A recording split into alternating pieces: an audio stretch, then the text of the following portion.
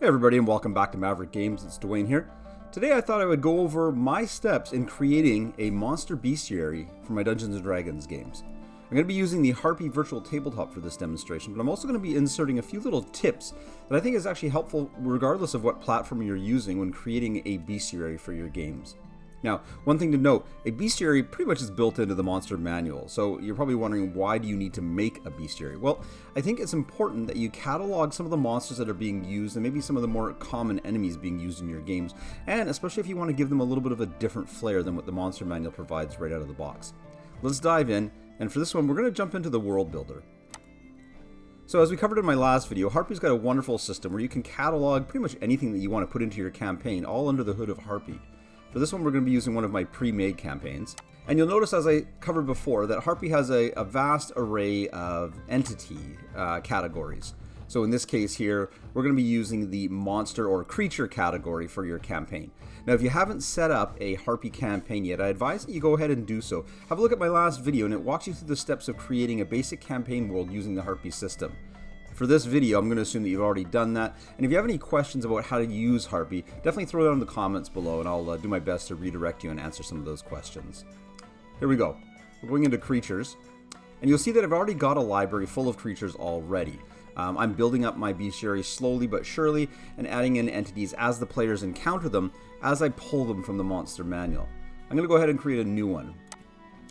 So first things first, when you go to create a new entry into your bestiary, you're going to have the same pop-up that HARPY uses for pretty much all its entities. It's going to ask you to put a thumbnail. You're going to have to name it, as well as a brief description and a tag. So for this one, we're going to go in and just put a generic monster entity in here. Let's pick on gnolls today, shall we? So here I've inserted a photo, albeit a little bit of a scary one, of your typical fantasy gnoll. I'm going to go here and name it. And tags are important because if you start to catalog a lot of entities in your HARPY tabletop, you're going to want to be able to search them up by a tag. In this case, I don't know if I have all the tags I want, but I'm going to definitely list it as a monster tag. So I'm going to go down here, and I do have a gnoll tag, so I'll attach that as well. And I'll go down here and put monster in here as well. I actually have a humanoid monster tag, and I also have a monster tag. So the more tags, the merrier. So I'm going to go ahead and create that entry. So here we go. We have a generic, empty HARPY entity with my thumbnail at the top and my keywords there listed as well. Now you notice that the HARPY entity page, the codex pages, always give you a page to start with. And I don't know if we're going to need more than one in this case for bestiary entries, but I'm going to rename it by double clicking on it. I'm going to call this details. So now you see I have an empty block, and as I talked about before, you can double click on this block and it will open up the editor. Now, you can go ahead and type in any information you want in here, but for my purposes, I'm going to go and actually pull in a stat block from my monster manual on D&D Beyond. I'm going to paste that right here so I don't have to keep referring back to D&D Beyond's monster stat block and any relevant information that it might have in the monster manual as well. Now that I've got the gnoll's stat block in here, I'm also going to pull in any relevant information that the monster manual has as well and open that up for me to iterate on the gnoll by adding my own text or my own descriptions as well. In this case, I'm just going to pull the generic information that's already listed. So voila, you've got all the information you need to know about gnolls. Now, I'm going to go and just add some formatting, just because I'm funny that way. So I'm going to go and change my description font down to a medium size and convert it to the non-desto font that the Dungeon Master's Guide or the Player's Handbook uses, or the D&D people use there as well. I'm just going to add a little bit of formatting here just to make it a little bit more readable. Put in some quotations just to make it easy at a glance to look at the information that I want. Now you can go ahead and insert another picture into this as well, just to make your codex entry come more alive. If you're a visual learner or something like that, you can go ahead and insert an image.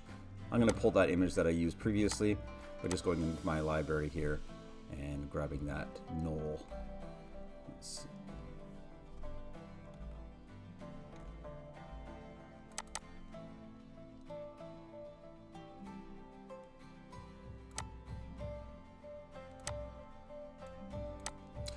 So what I've done is I've just gone and grabbed that same image I used for the thumbnail and put it right into the codex entry itself.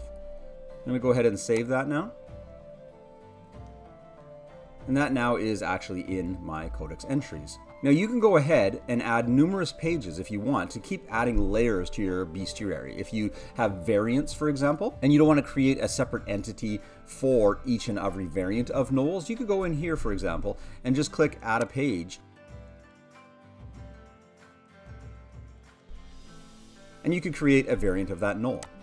In this case, I've called it a winter gnoll, and it goes and creates an empty codex page for you to go insert more information.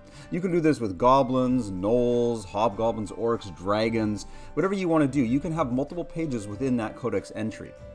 Now I'm going to do one more thing as well, because I plan on using this gnoll in my virtual tabletop. So I'm going to go ahead here and I'm going to create a token for it.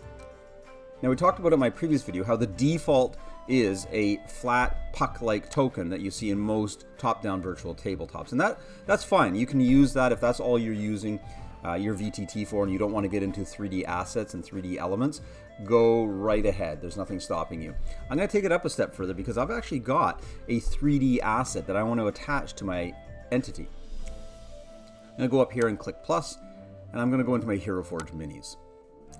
And it's going to pull up a library of all my Hero Forge minis. Now I've gone ahead and purchased a 3D miniature pack from Hero Forge, and I happen to buy the gnoll miniature pack. So I'm going to go ahead and add that Hero Forge mini to my gnoll entity. And you'll see right there that my Hero Forge creation or my Hero Forge purchase is now as the default token for my gnolls. So that said, you've got a gallery if you want to add some more pictures to your bestiary. It always helps with imaginative play. And the other thing about this as well is that if you have these images built into your gallery, when you're using the HARPY tabletop or just using whatever tabletop, you can actually go in and pull those images right away rather than having to search through the internet for an appropriate image. So feel free to load up your gallery with relevant imagery. In this case, I think my codex entry is complete. I have my gnoll stats and I have my gnoll description. Let's see what the gnoll looks like on the tabletop. So here we are on my virtual tabletop, again using the HARPY system, and you'll see that I've got some pre-populated heroes and adventures on this sort of wilderness scene right now already. I've got a group of adventurers ready to go. I'm going to pop my gnoll into it. Now there's a couple ways you can bring your gnoll into the tabletop. The biggest thing that you want to do is you want to add your gnoll stats to your codex line at the top of your table, so you don't have to keep fishing around for it. So I'm going to go into my creatures.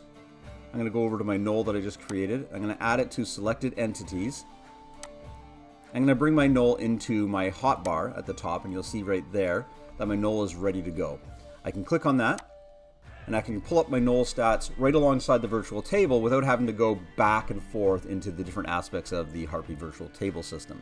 It's there, my description's good to go, and I'm all ready. I just need to get them onto the table. So I'm going to come down here to the tokens. I'm going to click on tokens, and I'm going to go to creatures. Now because I've already created a codex entry for him, an entity, I'm just going to go up to it and select it like I just did.